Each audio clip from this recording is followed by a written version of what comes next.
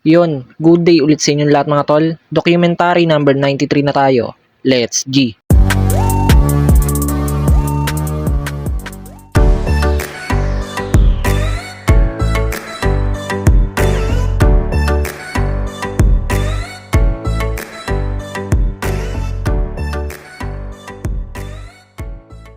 So yan mga tol, kain muna tayo. Ang ulam namin, yung pusit na niluto ko, hindi naubos kagabi. So yan, dumating na yung truck na taga-deliver ng Cube Ice.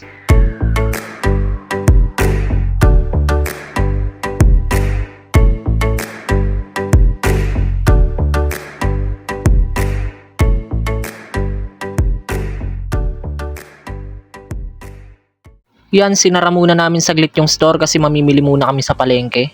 So yan, tinitignan ni ate yung mga tinanim namin. Ayan, malago na.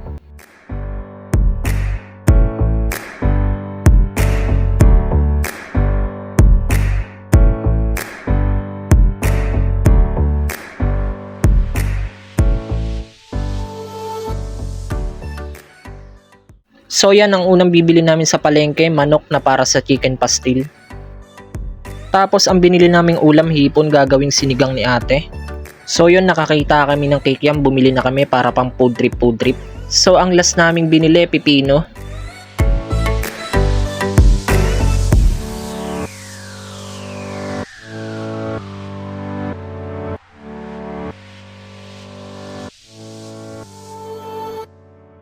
So yan, after ulit naming mamili, rekta ulit ako sa bahay. Nga pala, may dineliver muna akong isang ice coffee bago ako dumiretso sa bahay.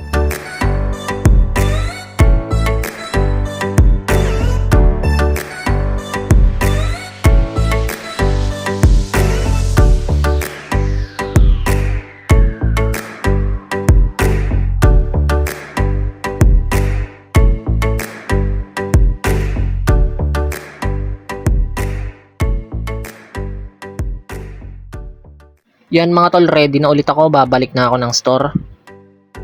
Yan o, mukhang magpo-food trip sila dito after maggawa ng project.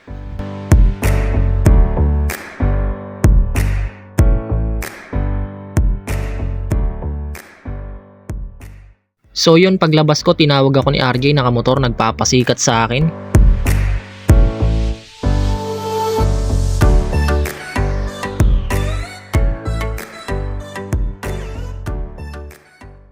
Yan, pagdating ko ng store, nandito ulit yung tropa naming si Casey.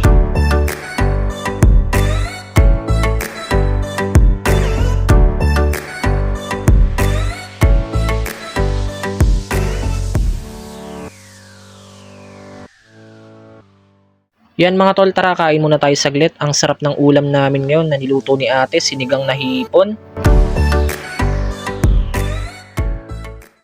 After ko mag-deliver, napansin ko yung batang to sa gilid. Ginawang duyan yung laruan niyang kotse-kotsihan. Gagi, panis.